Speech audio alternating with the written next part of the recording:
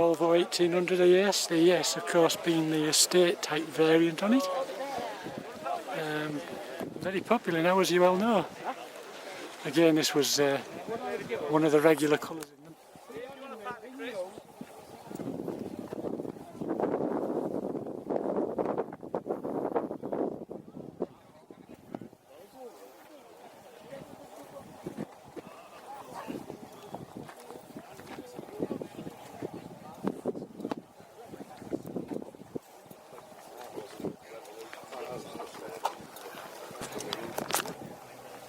Well, I think this has to be the best example I've seen of one of these for a long time.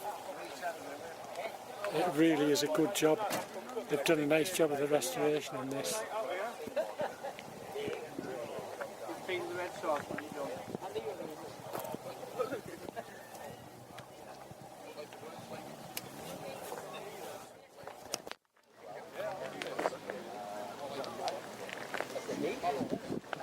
That is very nice.